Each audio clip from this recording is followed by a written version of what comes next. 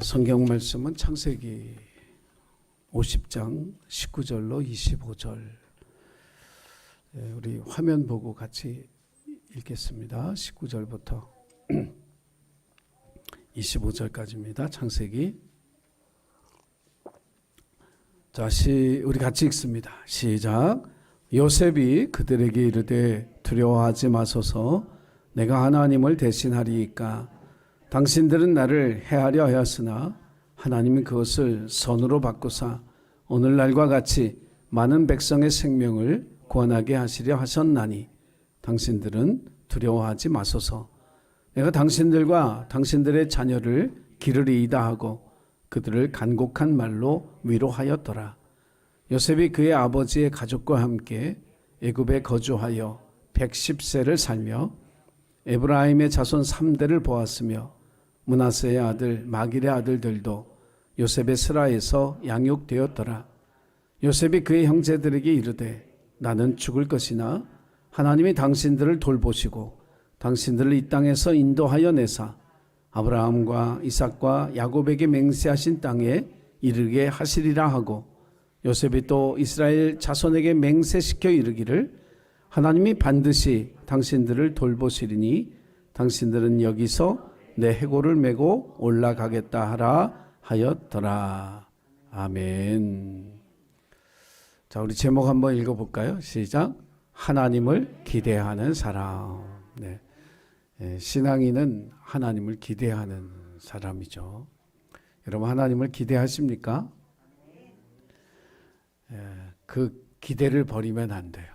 우리는 하나님을 기대하는 사람들이고 우리가 어떤 상황에 처하든지 하나님이 하실 일을 기대하는 그 믿음을 놓치지 않아야 할 줄로 믿습니다.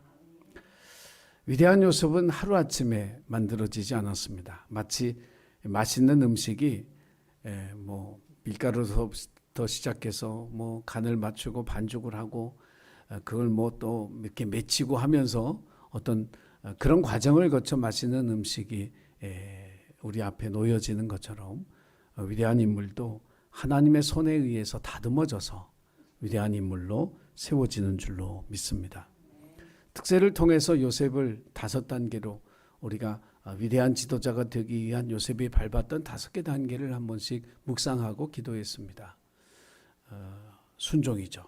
충성스럽게 순종할 때 하나님의 도우심을 체험하게 된다는 거예요.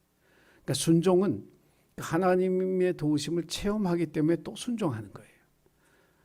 여러분 반드시 이 은혜가 있다라고 하는 사실을 여러분 기억하고 우리의 자녀들이 또 우리 교회에서 자라는 이 청소년들이 순종하는 사람이 되도록 권면하고 가르치고 그 은혜를 놓치지 않고 살아갈 수 있도록 도와주시기를 주의 이름으로 부탁을 드립니다. 근데 그 순종의 결과는 고난의 구덩이였죠. 고난의 구덩이. 왜 우리에게 고난의 구덩이가 필요할까? 형들의 미움을 통해서 구덩이에 빠져서 죽을 뻔하다 요셉이 살아났는데 그 고난의 구덩이는 왜 있냐 하면 살아계신 하나님을 만나는 자리거든요. 고난을 통해서 우리는 우리의 무력함을 봐요. 우리가 어떤 존재인지를 거기서 압니다. 요셉이 믿었던 건 딱 하나예요. 아버지의 사랑과 채색옷인데 그게 다 벗겨지고 구덩이 바닥에 떨어지니까 자기가 아무것도 아니더라는 거죠. 아버지의 사랑도 아무것도 아니고 자기가 입었던 채색옷도 아무것도 아니고 그러면서 그곳에서 자기를 도울 수 있는 유일하신 분 하나님을 바라보게 되는 거예요. 그분을 만나요. 그래서 37장의 구덩이에 빠진 요셉이 39장의 보디발의 집에 갔을 때 보디발이 보니까 하나님이 함께 하시고 하나님이 그가 하는 모든 일을 형통케 하시더라. 하나님과 동행하는 사람이 됐다는 거예요. 그러니까 고난의 구덩이는 뭐냐? 살아계신 하나님을 만나는 자리.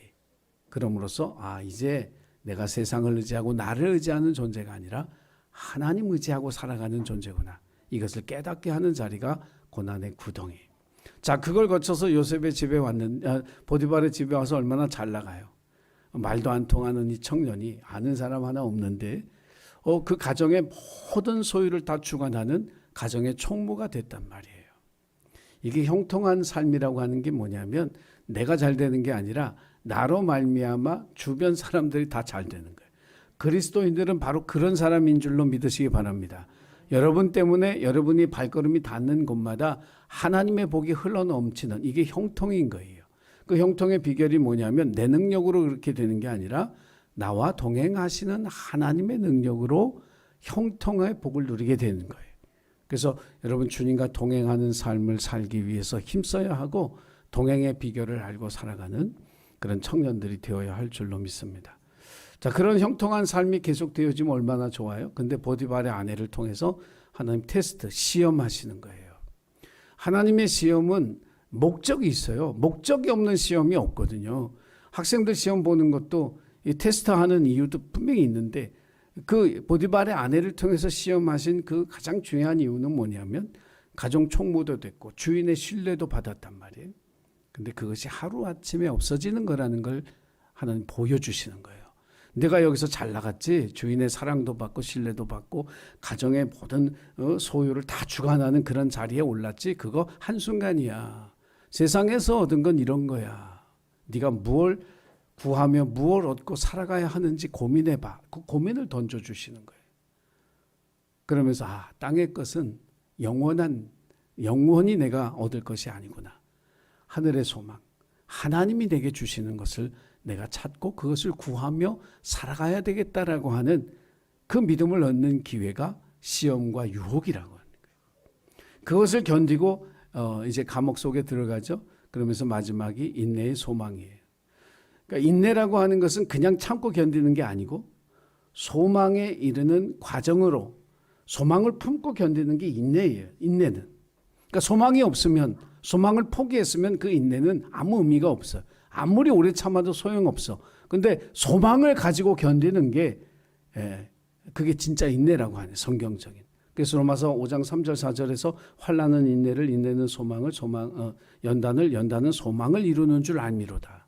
그래서 인내는 소망을 이루게 하는 거예요. 그래서 우리 청년들이 이런 그 위대한 인물이 되었던 그 요셉의 이 5단계를 좀 잘 기억하고 그렇게 기도하고 또 요셉처럼 쓰임받는 그런 청년들이 되기를 주의 이름으로 축원합니다. 자, 오늘 금요일 밤의 설교는 이제 보너스죠. 그런 단계를 거친 요셉이 어떤 사람이 되었는가, 어떤 사람으로 살았는가, 이것을 오늘 본문의 말씀을 통해서 말씀드리려고 합니다. 그 첫 번째는 뭐냐면 하나님의 주권을 인정하는 사람. 여러분 인생을 살아가면서 이건 굉장히 중요합니다. 사람이 할 수 있는 일이 있고요, 하나님이 하실 수 있는 일이 있습니다. 요셉이 형들의 미움을 통해서 광야의 구덩이에 빠져 죽을 뻔했는데 하나님이 그를 건져내 주시고 애굽으로 인도해 주셔서 위대한 지도자로 쓰임 받게 하셨습니다. 그리고 세월이 흘러 아버지 야곱이 돌아가셨어요. 그러자 이제 형들이 겁에 잔뜩 질렸습니다. 그동안은 아버지가 살아계셔서 저 요셉이 우리를 향해 복수하지 못했지만 이제 아버지가 돌아가셨으니 이제 우리를 향해서 복수의 칼날을 들 것이다. 그렇게 생각했기 때문이죠. 그래서 동생 앞에 엎드려서 아버지 장례를 치르자마자 엎드려서 그냥 비는 거예요. 살려달라고. 그때 요셉이 오늘 본문에 보면 이렇게 말합니다. 내가 하나님을 대신할 수 있습니까? 이게 정말 귀한 고백이에요. 사람이라고 하는 존재는요, 힘을 가지면 은연중에 그것을 사용합니다. 그런 대우를 받고 싶어 하죠. 그게 돈의 권력이든 명예의 권력이든 이집트의 총리가 되어진 이 요셉도 마찬가지예요. 그러니까 나는 하나님을 대신할 수 없는 사람, 즉 나는 심판자가 아니라는 거예요. 나는 그런 사람이 아니라는 거예요. 자신의 한계를 알았고 자신의 위치와 자리를 아는 그런 사람, 이게 요셉입니다. 위대한 지도자로 쓰인 이유는 바로 그거예요. 만약에 그가 자기의 자리와 위치를 몰랐다면 바로가 그를 그냥 놔뒀겠어요? 요것 봐라. 총리를 이렇게 오래 80년씩 하는 이 사람 나의 정적? 이 사람 죽여야 돼. 근데 요셉은 자기의 자리와 위치를 정확하게 지킨 사람이었어요. 바로 앞에서뿐만 아니라 하나님과의 관계 속에서도 자기의 자리와 위치를 정확하게 지키는 그런 사람. 우리는 심판자도 주권자도 아니에요. 우리의 심판자는 오직 한 분 하나님이시고 우리의 주권자도 오직 한 분 하나님이십니다. 위대한 지도자 요셉은 이런 연단의 과정을 통해서 하나님의 주권을 인정하는 그런 삶을 살았던 사람이었다. 이것을 여러분 기억하시고 우리들도 하나님의 주권을 인정하는 믿음으로 살아가게 되기를 주 이름으로 간절히 소원합니다. 그 다음에 두 번째, 요셉은 복수를 위로로 바꾸는 사람이었어요. 복수를 위로로 바꾸는 사람. 애굽의 총리가 됐기 때문에 형들에게 충분히 복수할 수 있었죠. 한마디면 형들 다 잡아서 옥에 가두고 뭐 재산 다 빼앗고 뭐 노예로 팔아버릴 수도 있죠. 그런데 요셉은 복수하지 않았습니다. 오늘 본문의 말씀에 보면 오히려 간곡한 말로 형들을 위로했다 그랬어요. 사실 13년 동안 우리가 요셉이 고생한 걸 알죠. 요셉은 정확히 형들이 자기를 죽이려고 하는 걸 알았어요. 형들이 살인 의도를 가지고 있었다는 사실을 분명히 알았습니다. 형들이 돈 받고 자기를 팔아먹는 그 현장을 자기 눈으로 목격했어요. 형들은 그런 존재였어요. 그리고는 아버지를 속이기를 요셉이 사나운 짐승에 찢겨 죽였다고 요셉의 채색 옷에 피를 묻혀 가지고는 이게 당신 아들의 옷인지 아닌지 보시오라고 그 아버지를 오랜 동안 속이며 고통에 빠지게 했어요. 여러분, 이 세 가지 일 이거 용서할 수 있겠어요? 나를 죽이려고 분명히 의도했던 형들, 내 눈앞에서 돈 받고 나를 팔아버린 형들, 아버지를 오랜 세월 동안 내가 죽은 줄 알고 고통 속에 살게 했던 그런 형들을 용서할 수 있을까? 우리라면 과연 어떻게 했을까? 그런데 요셉은 그 복수심을, 그 상처를 위로하는 마음으로 바꿔냈어요. 정말 놀라운 일이에요. 정말 위대한 일이에요. 이건 결코 쉬운 일이 절대로 아니에요. 그런데 요셉이 왜 복수하지 아니하고 간곡한 말로 형들을 위로하는 사람이 되었느냐 하면 하나님이 자기를 본보기로 사용한다는 사실을 알았어요. 하나님은 우리를 본보기로 사용하기를 원하셔요. 나는 네가 용서의 사람으로, 네 형들을 용서하는 그런 사람으로 네가 쓰임받기 원한다. 출애굽의 먼 훗날에 이루어질 그 역사 속에 이스라엘 백성들이 하나가 되지 않으면, 연합하지 않으면 이 출애굽의 역사가 이루어지지 않을 걸 알았어요. 아무리 모세가 뭐 하나님의 능력을 받은 위대한 지도자라고 해도 이 백성들의 마음이 하나가 되지 않으면 어떻게 출애굽이 돼요? 절대로 안 되거든요.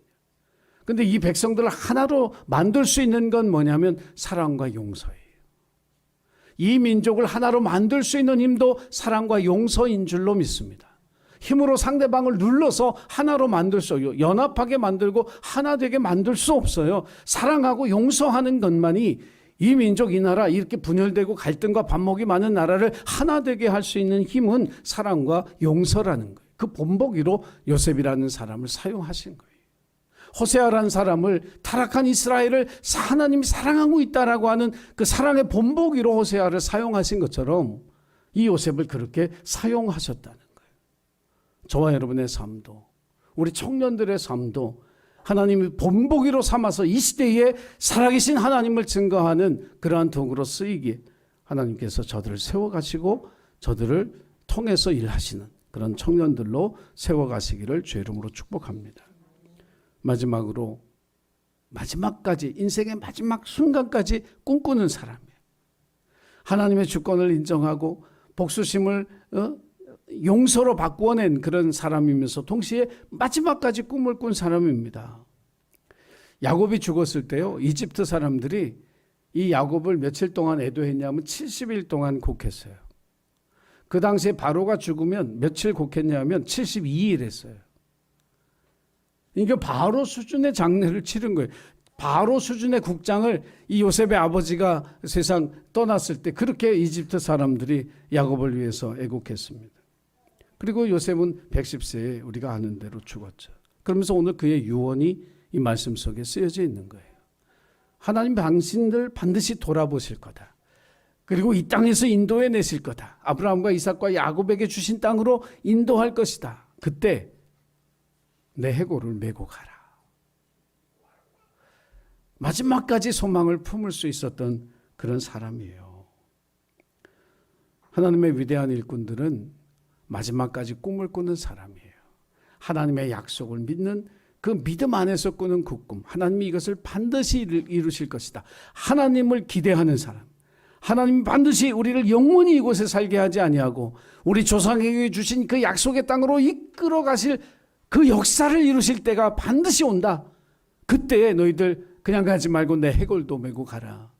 그래서 출애굽기 16장 19절에 보면 모세가 애굽을 나올 때 그의 손에 요셉의 해골을 들었더라.